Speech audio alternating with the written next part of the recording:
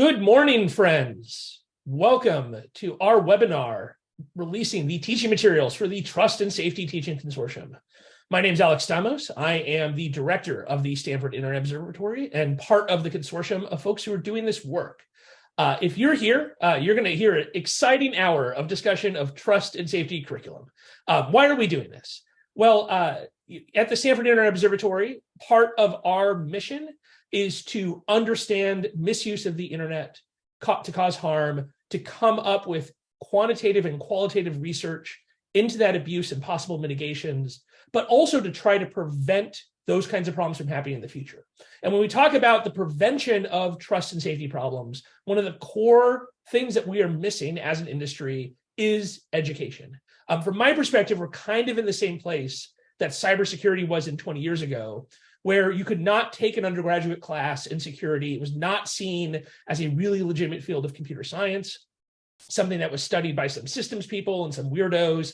And today, security is a vast, bustling field full of great research, great teaching, lots of options for students who want to get into it. But we don't have that for trust and safety. And so the goal of this consortium was to create an initial set of modules that could be reused in a bunch of different ways for a bunch of different audiences to try to bootstrap training of people with a broad set of backgrounds.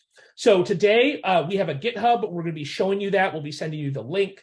But on the GitHub is the initial content for people to use how they see fit to provide us feedback and comments. That content will be turned into LaTeX text that'll be easier for people to share and to fork and such. But for now, these are Google Docs and slides, and we're looking for your feedback. We're looking for people to contribute.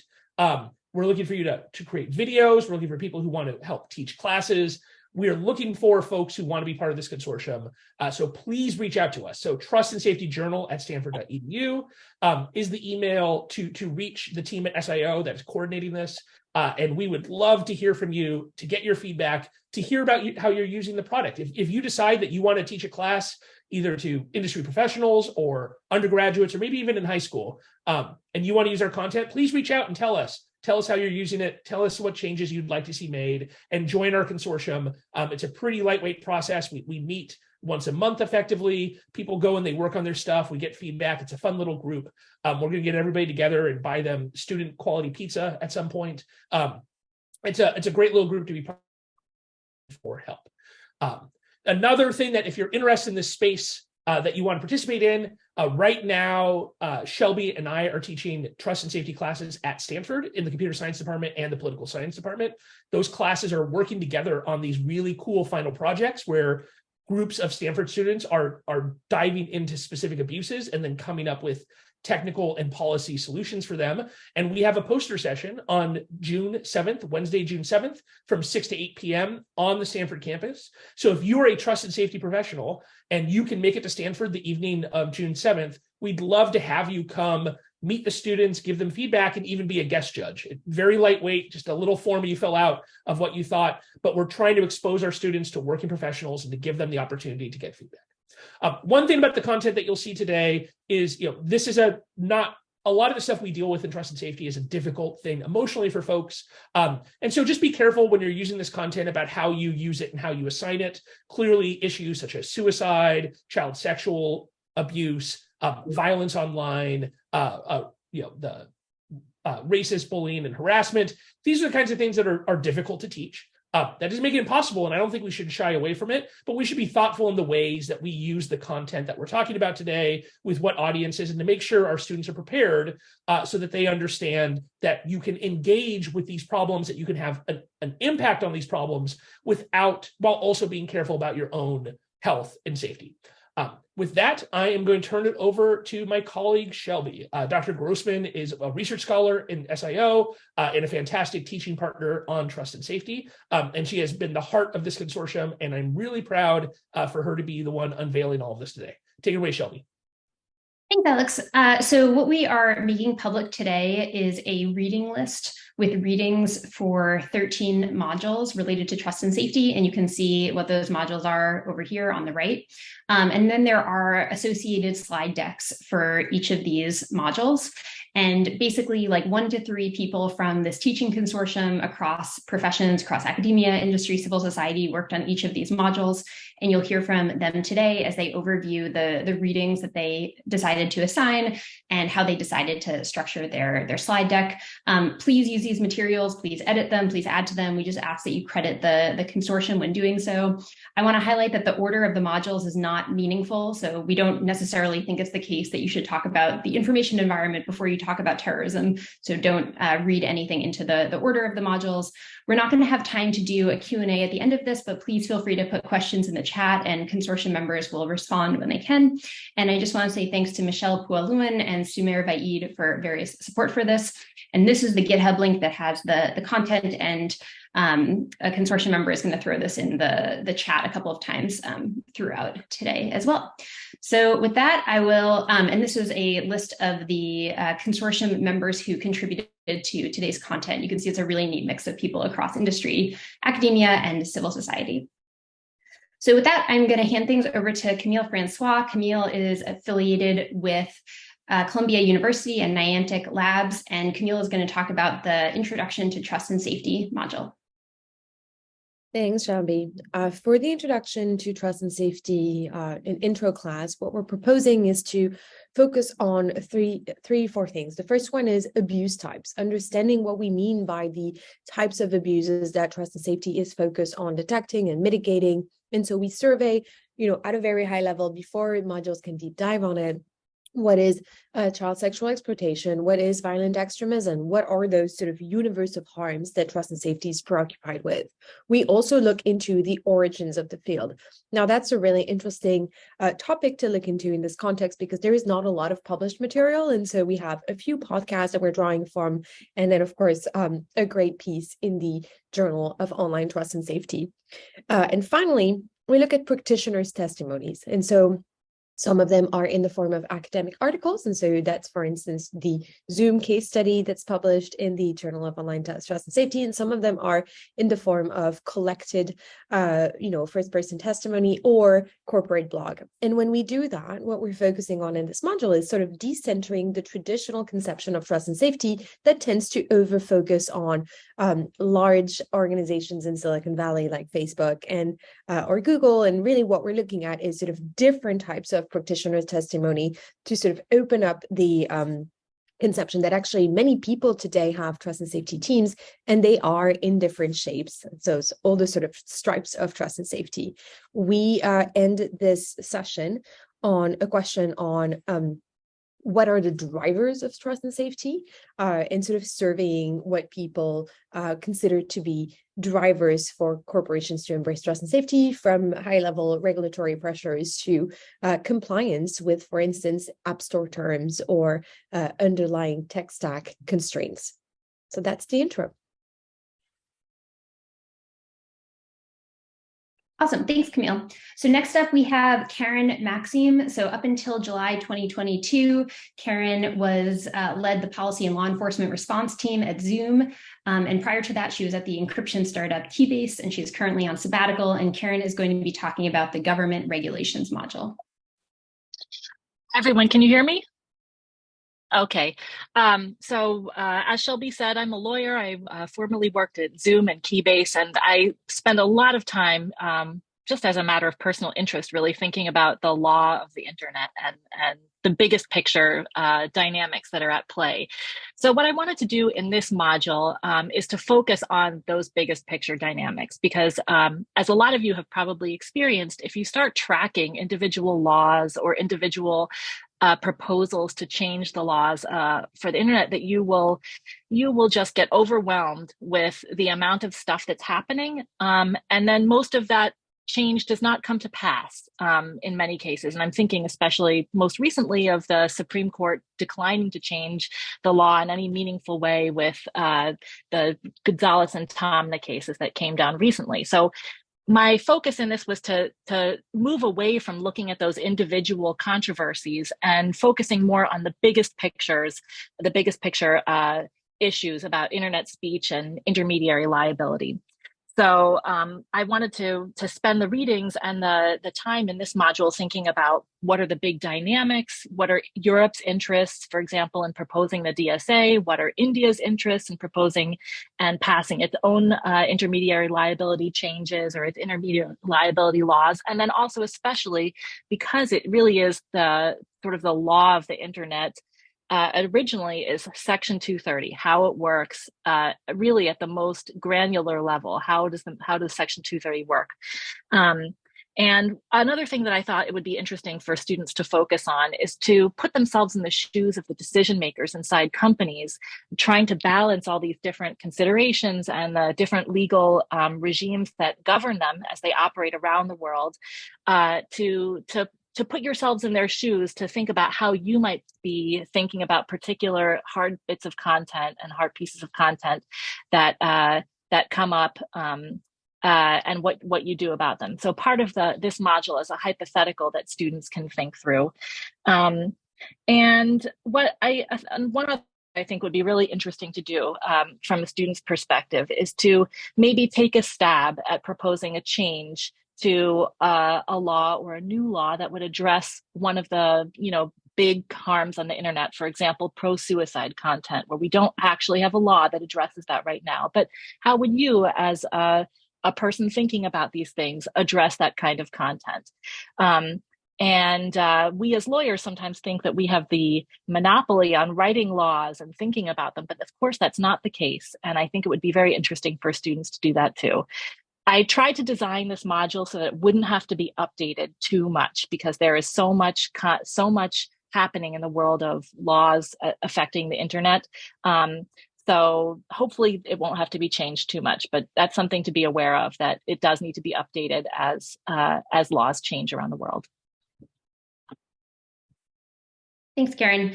Next up, we have Inbal Goldberger, who is the Vice President of Trust and Safety at ActiveFence, and she has more than 20 years of experience in military intelligence, cybersecurity, and trust and safety. And Inbal is going to be giving an overview of the metrics and measurement module. Thank you, Shelby. I developed this module with Dr. Alex Leavitt from Roblox. Our model talks about what is success in trust and safety and how to measure it. Now, trust and safety professionals here don't need to be convinced why we need trust and safety, but back in the days, trust and safety advocates needed to show why trust and safety is critical to the business in the first place. So the first arguments were around how trust and safety promotes trust in the platform, which increases user engagement, which increases advertisers' spend, and improves the overall brand of the platform. Now, today, we are in a different position. Trust and safety's value is clear, and we measure it, the success, with a variety of metrics.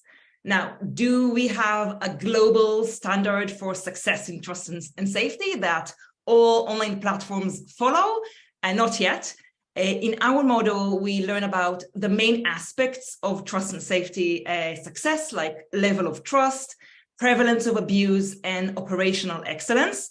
We also talk about types of metrics, behavioral, like uploading photos, commenting, surveys, and labels, like abuse categories. We give some best practices, and we share common pitfalls to avoid. And lastly, we talk about transparency reporting, which is the way for platforms to communicate what they are doing to keep users safe and how successful they are in doing so. Now, going back to the point about not having global standards for success metrics, it means that every company can report on different measures and also to change their measures year after year. So we talk a little bit about why it's difficult not having alignment. We share a few transparency reports, and we encourage you thinking about what your success metrics would be if you were in charge. Next slide for the reading list. So our reading list touches on different metrics to track harm on social media platforms. We have an article about what happens when the success metrics of the company contradicts with the success metrics of trust and safety. And we have a piece about what is actually digital trust, how we can measure it based on people's attitude, behavior, and experience, and also how it differs from country to country. And that's it. Thank you. And back to you, Shelby. Thanks so much. Next up, we have Devika Malik, who was previously at Meta working on South Asia. Amanda Menking isn't with us today, but I just wanted to note that the reading list includes many readings that have been created by the Trust and Safety Foundation and the Trust and Safety Professional Association. So we're very grateful to both of those entities for all the fantastic teaching content they've already created. Devika, I'll pass things over to you. Great, thanks, Shelby. So this module, of course, is meant to provide an overview of the multi-stakeholder ecosystem that is trust and safety to help students gain an appreciation for just how collaborative all trust and safety work is. So our first two readings, and this is also the rough sort of flow of the lecture as we envision it. The first two readings are more or less conceptual, where the first one talks about how specific trust and safety challenges necessitate a new hybrid kind of multi-stakeholder approach, in addition to just a rule of law approach.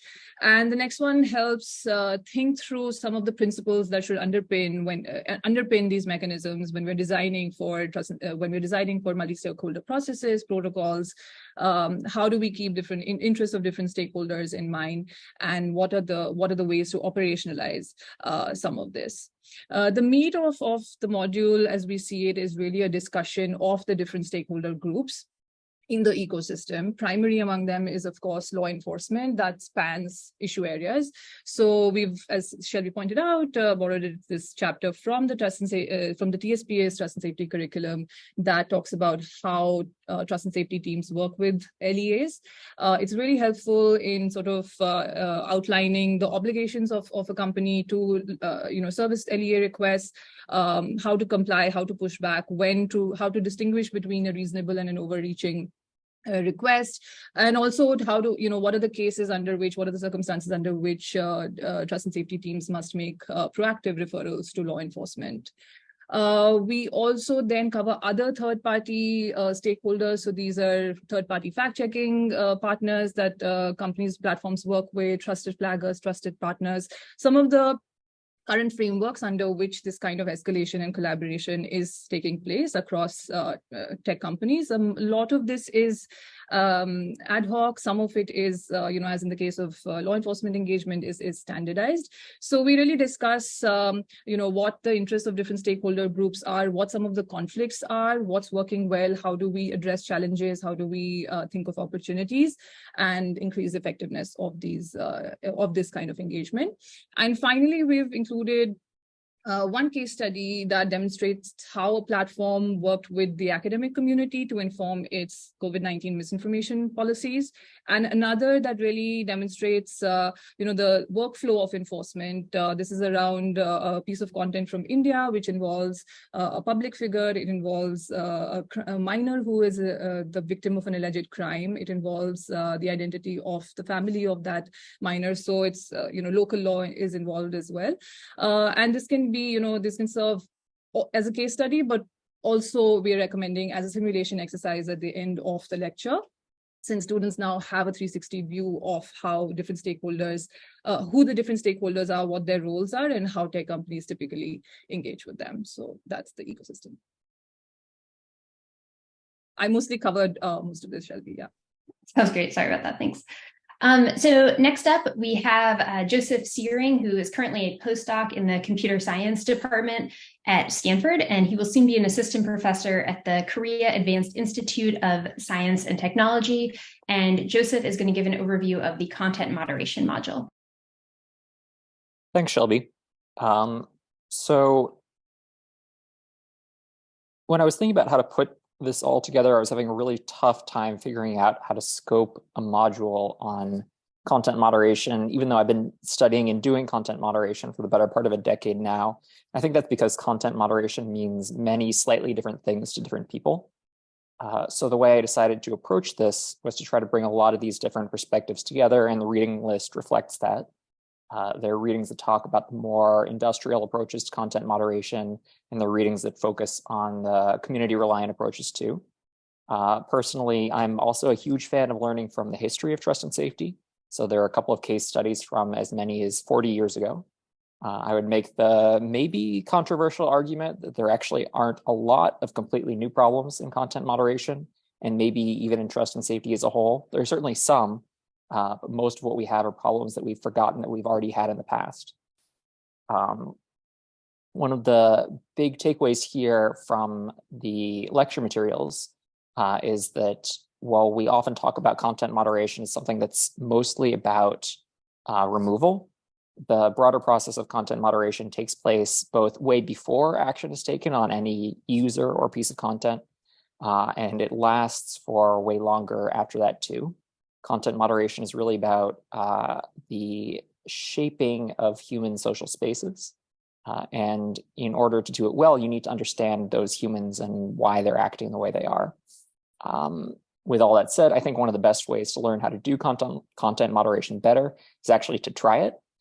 So the module does include an exercise that has students in groups trying to come to agreement about how to deal with certain sample pieces of content. And of course, as is always the case, they're not black and white examples. So dealing with the disagreement as part of that process, I think is valuable. I'm in a fortunate position that I'll actually be able to, as a new professor, teach some version of this class. And I'm still figuring out exactly what that's going to look like, but I'm really excited to use a lot of the materials here. And I think that will evolve over time. So please feel free to check in with me in 6 months. Great, thanks, Joseph. Next up, we have Kevin Aslett. Kevin is an assistant professor at the University of Central Florida in the School of Politics, Security, and International Affairs and the Cybersecurity and Privacy Research Cluster. And Kevin is going to overview the Information Environment module. Thanks a lot, Shelby. Before I start, I would like to thank Brian Murphy at Georgetown for his amazing co-work on this module. Would not be able to have done this without him. So for this module, we selected a diverse set of readings on information security. The first reading really covered the state of the field, and particularly ensuring that we had a common definition of misinformation, disinformation, and propaganda, three very similar but actually distinct terms. And then we kind of rolled into a great reading by Jennifer Pan and co-authors who detail, strategies of authoritarian regimes and how they implement these strategies to control the information environment, looking at a case study in China.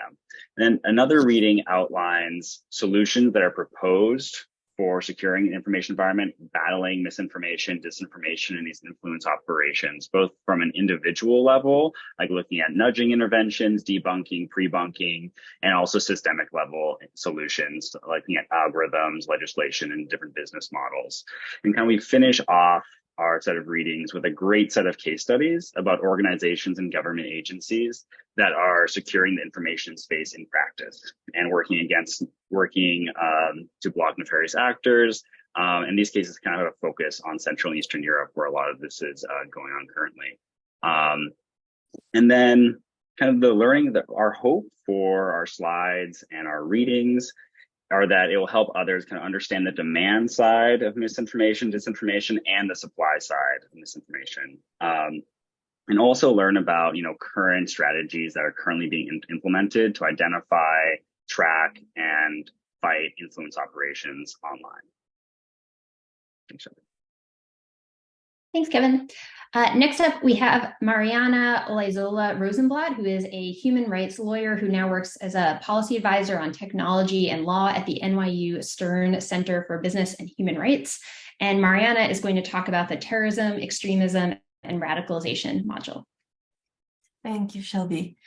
So first, I'd like to acknowledge my partner in this module, Inga Trautik, who was really helpful, especially in compiling the reading list. So on the reading materials, a quick overview. We have one longish reading that gives a broad overview of the literature on online extremism and radicalization, including a survey of proposed definitions for each of these terms, because there's no consensus definition for any of these. And this reading is also just a great general background that provides a lot of meat and a very good bibliography.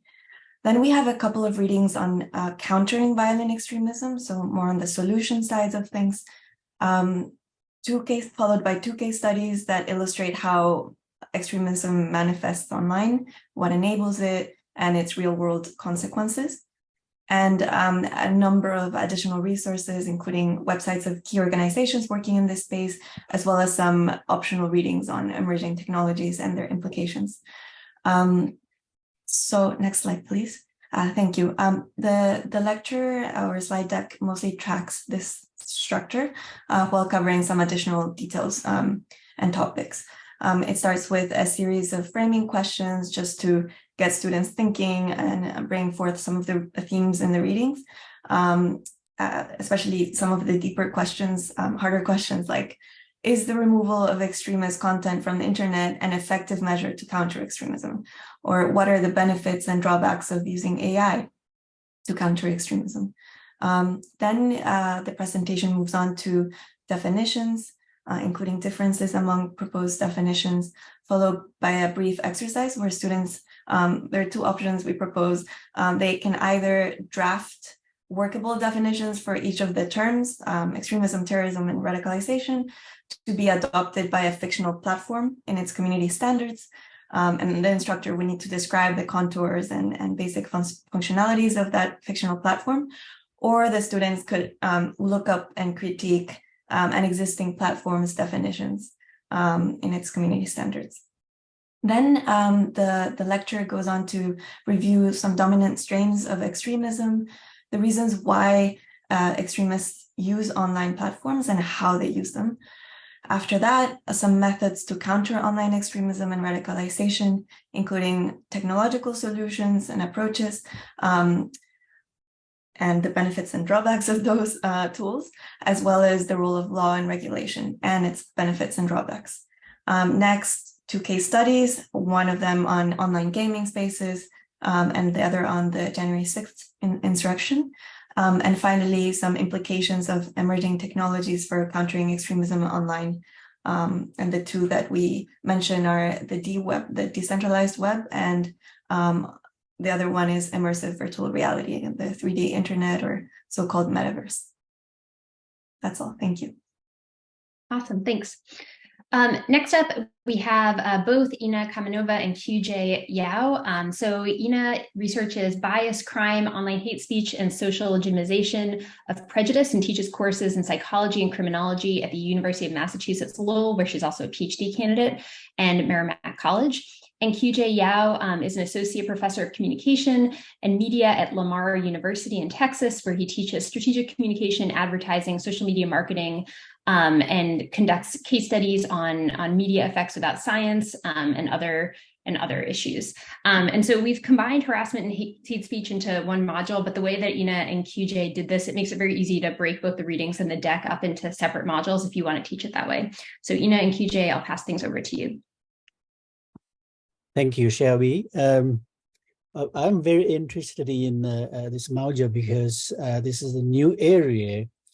And I think that when something new is happening, we need to study it to get to understand them so that we don't really fear them too much. I think fear mostly is created by ignorance. So this module contains two topics. They are actually interrelated: harassment and hate speech. So I will cover the harassment part, and I will cover the hate speech section of this topic. In the harassment part, we provided a definition first because I think in social science, a clear definition, any measurement should be the first thing we are trying to create when we study a concept such as harassment. And so in this area, we found that researchers have provided a very good definition on harassment, which means interpersonal aggression or offensive behaviors that's communicated over the internet or through other electronic media. One thing it doesn't make clear here is that it geared more toward individuals rather than a group. And so, but there is a measurement called the Online Harassment Experience Questionnaire, which contains 8 questions to measure people's experiences of being exposed to harassment on internet. And it has 4 non-traumatic questions and 4 traumatic questions, such as someone threatened to harm me, or my personal information was posted online where others could access it. All 8 items are measured with 6-point scales, ranging from 0 equal to never to 5, which means multiple times a day.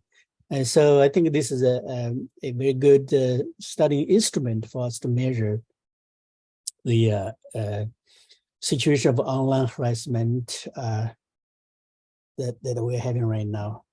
And according to a peer review center, the online harassment really is a severe thing right now. 4 out of 10 American adults has been exposed to online harassment in their own experiences. Specifically, 75% of those harassment happen on social media, and more than 50% of those are because of political reasons. And so, based on that, the public also provided opinions of how to moderate those online harassment. More than half of the people think that if someone harass other people on social media, they should be permanently suspended, or their identity should be disclosed. So it provided some information over here. In this module, we also found a case study of a social media called Patio, which provided a framework to moderate online harassment. You don't want it to be too harsh because that can hurt the dynamics of online discourses, but we definitely should not allow too much harassment on social media, which will create a psychological or sociological harm to people, to the internet users. So Patio provided a framework talking about it. They should moderate when the online harassment is continuously and it never stops. So you need to step in, or the users have no other channels to address such issues. Then the platform should step in, and they also judge by the criteria of intensity, specificity. So if the harassment is geared toward one person individually, that's more dangerous. But then it's geared toward a larger group, and the persistence. So that I think this framework provided a starting point for us to look at it. And next, Inna will talk about the hate speech part. Thank you. Thanks, QJ and Shelby. So the hate speech component of this section differentiates it from harassment, focusing on the group effect of hate speech, even when it's directed at individuals. We give a brief primer on the differences between legal frameworks relevant to the hate speech in the United States, where it's not really a legal concept in the same way, and the UK and Europe, for example. This is followed by a discussion of the unique features of online versus other kinds of hate speech, such as the possibility to engage in it anonymously online, the mobility of the message, the broad reach and durability of online hate speech. Then the module looks at links between direct harm caused by hate speech that can look at like harassment. It could also be a violent attack that is linked to online hate speech, as well as to broader political violence, as well as effects on political discourse when online spaces have hate speech. To encourage student discussion, and the last part of the module, we have a few exercises for students, such as discussion of the perceptions of online safety of the public by age as well as political affiliation. And we ask a few questions of students of their lived experience as well as current opinions. And then, since this is such a fast-moving space, we ask students to look at current platform policies and responses and compare them in groups in class. Thank you. Great, thanks both. Next up, we have Leslie Taylor and Caroline Humer. Leslie is the Assistant Vice President of Trust and Safety at Genpact and has over 11 years of experience in trust and safety. And Caroline is a consultant for the International Center for Missing and Exploited Children with 20 years of experience in child sexual exploitation and missing children working on those issues. So I'll pass things over to both of you. Thanks, Shelby. So in this module, we included assignments that cover various issues within exploitation of children and adults online. We really try to make sure both of those were included in everything we covered. We did include various mediums for students to intake the information. We included a documentary on online grooming and sextortion of children called A Sextortion, the Hidden Pandemic. Also a blog post from the Berkeley Journal of Criminal Law, which discusses the impact that FOSTA has had on consensual sex work. An investigative New York Times piece that sheds light on the magnitude of child sexual abuse material online, and 2 academic studies, one on the legal landscape of revenge porn, and also the other one is on the findings of community-based sex worker-led survey that asks sex workers about their experiences since the closure of Backpage and the adoption of FOSTA. And I'll kick it over to Caroline.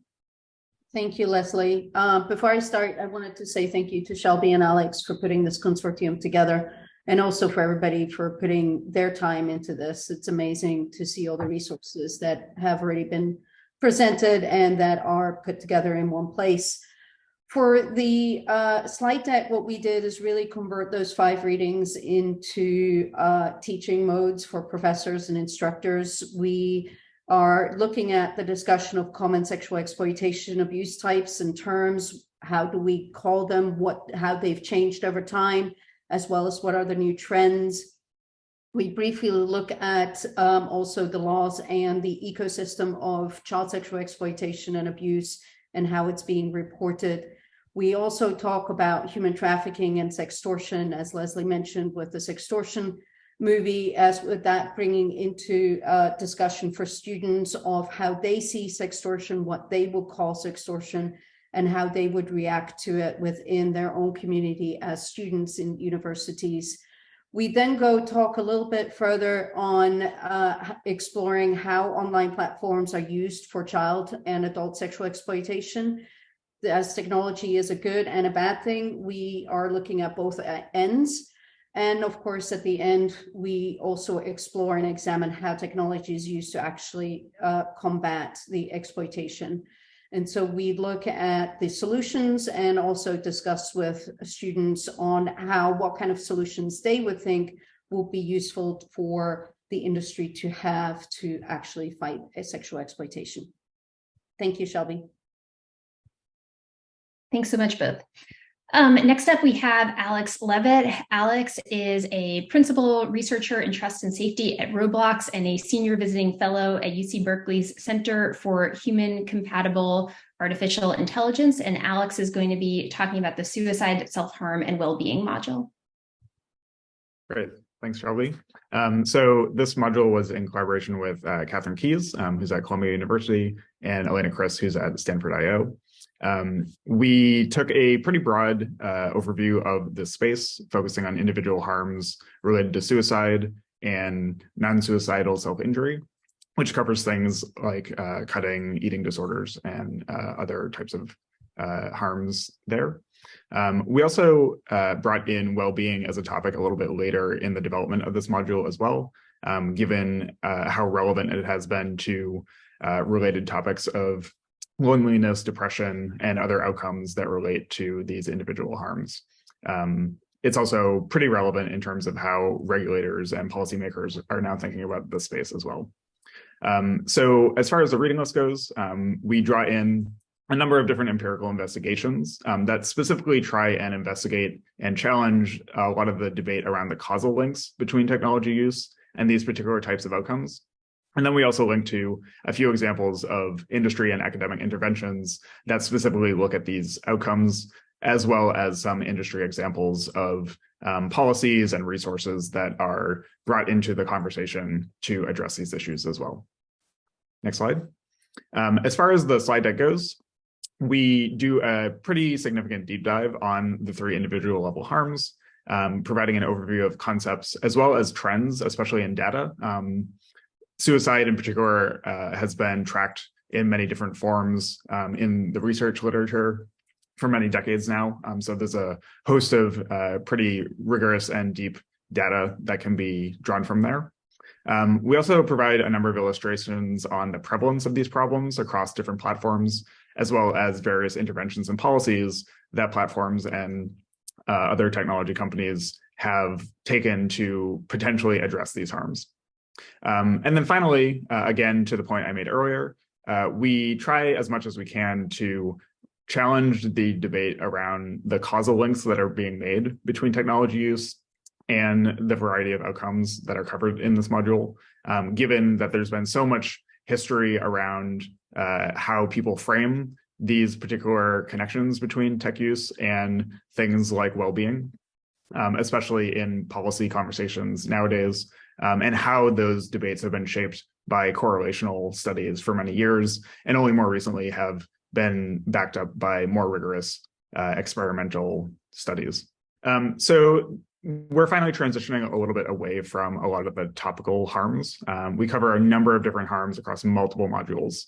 And even though Shelby pitched that there isn't a specific order for many of these modules in the overall curriculum, we do position this particular module after the fact because we want to provide students a pretty significant amount of information about the different types of harms that they need to have for context, and then use that as a foundation for investigating how these things play out on platforms. This particular set in the module specifically looks at platform case studies and analyses that actually focus on specific product features or surfaces within the technology itself to investigate how these harms manifest and how we can come to different platform technologies to critique them, to look for both gaps and risks as well as potential opportunities. This module in particular provides an overview of trust and safety outcomes relevant to each surface rather than the problem itself. So we look at things like how harms might manifest differently between text versus video, between more static types of platforms where people are just posting pictures versus more dynamic ones where there might be live streams, and across different domains such as finance, shopping, dating, etc. We also provide resources for what we could probably describe as self-defense, particularly around digital security, so that students have a little bit more of a practical sense of how they can apply these specific case studies to their own lives. And then also, we do a little bit of sets of exercises to provide students the ability to do that kind of critiquing process on their own. As far as the deck itself goes, the main goal is to help students conceptualize, investigate, and critique various entry points for abuse in a given technical system. And given the diversity of tech that's out there, we use this particular module to really dive in at the feature and product level so that students can understand from a more design-oriented approach how they can take all of that they've learned throughout most of the other modules and apply them again at the tech level. So one main goal here is to help students understand how various platform features and specifically the affordances of those features can be impacted by abusive actors, various behaviors that might play out on these platforms, as well as different types of content. So we generally ask, one, where, how, and why are certain systems susceptible to abuse? Two, where, how, and why do people interact with systems to abuse them? And then third, where, how, and why can a system limit or potentially facilitate certain types of abuse as well? We also end this module with a specific set of exercises for red teaming, various potential abuses and outcomes for given platforms or a set of product features, so that students have the ability to, again, get some experience with critiquing these tech systems and features and really apply what they've learned across multiple weeks in the earlier modules so that they can take a much more critical stance on the technology itself. Thanks, Alex. Let's try to go back to Tobia's module, if you're able to join. Thanks, Shelby. Does it work now? Yes. Awesome. All right. So what we wanted to do is with this model is to provide very real case studies about identity and platform abuse. And please keep in mind, these identity and platform abuse are constantly evolving and are never complete. So please keep that always in mind. The reasoning behind is what we've heard so far is trust and safety wants always to be ahead of harmful content and abusive behavior, for example, terrorism or harassment and bullying. Another challenge for trust and safety teams is to better understand adversarial tactics that causes harmful content and abusive behavior. So we wanted to look at the root causes. For example, harassment and bullying is one trust and safety incident. But the accounts behind these activities may be inauthentic and may be created by adversaries. So adversaries may use these inauthentic accounts to scale their operation, for example, with AI-generated profile images.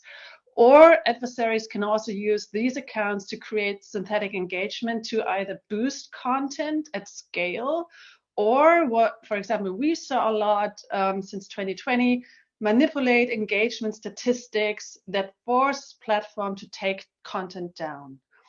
So this model provides definitions and case studies about the most common tactics and threat vectors related to identity abuse and platform manipulation that trust and safety teams face every day.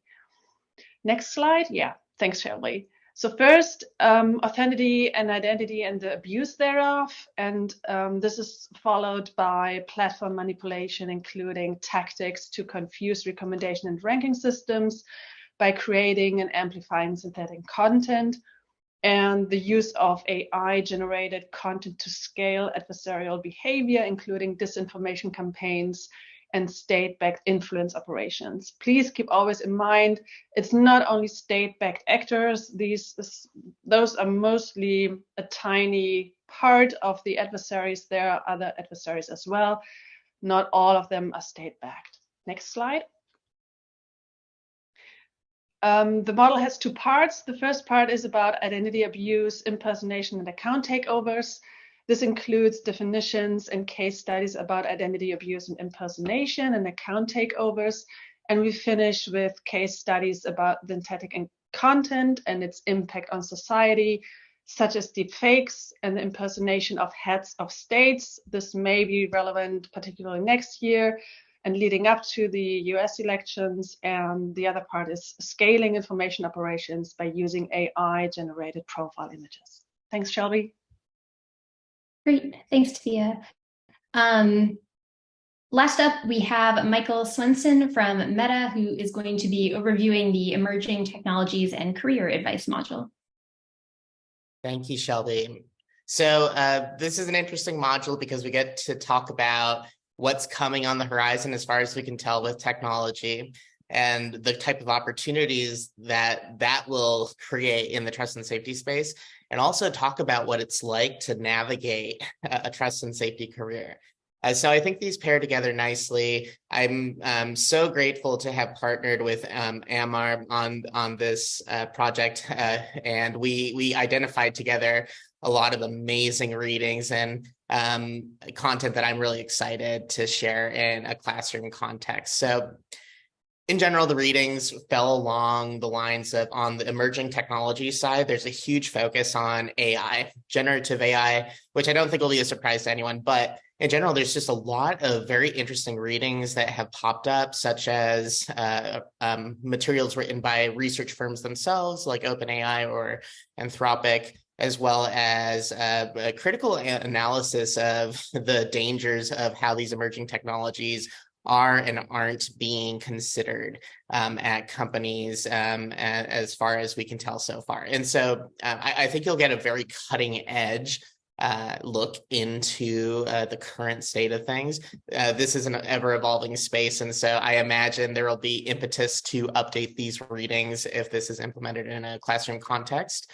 Then on the career development side, we actually borrowed a lot from the TSPA, who have provided a number of different readings as well as webinars to look into what it's like to develop a trust and safety career. So the slides themselves are structured along those two major topic areas. So for emerging technologies, the way we're breaking it down is we're thinking a lot about artificial intelligence and machine learning based technologies. So that can include just at platform scale, what might it look like for there to be an artificial intelligence platform, or internally even, what will it look like to use AI and ML technologies to develop more sophisticated content moderation tools, which we've already been seeing for many years, but new moment for AI that becomes an even more interesting conversation. We also thought about augmented and virtual reality. So thinking about what it is like to moderate content in immersive spaces is a very interesting area to think through. And then finally, with decentralized systems. So by that, we mean Web3 technologies broadly construed. So we cover blockchain, we cover NFTs, we also consider decentralized platforms and federated models, such as what we see with Mastodon. Finally, on the career development side, we're trying to imagine how these emerging technologies might impact your development as a trust and safety professional. We go over many different career pathways and opportunities that are in private industry, but also in civil society, academia, and government. And we really try to anticipate what are the types of things you should be thinking through as you develop your career in trust and safety. And what are the opportunities, say, on as an individual contributor, what can you do? As a manager, what can you do across the myriad fields that are represented in the trust and safety umbrella? What are the types of things you should be thinking about? So I'm really excited about this project on the whole, because I will be actually using these slides myself in an upcoming course. So it's been really wonderful to be a part of this project. Thanks, Michael. So just to wrap up, first, I want to give credit to the Democratic Erosion Teaching Consortium for being the inspiration behind this teaching consortium. So that's a great teaching consortium run out of Brown University by Rob Blair and Hannah Barron.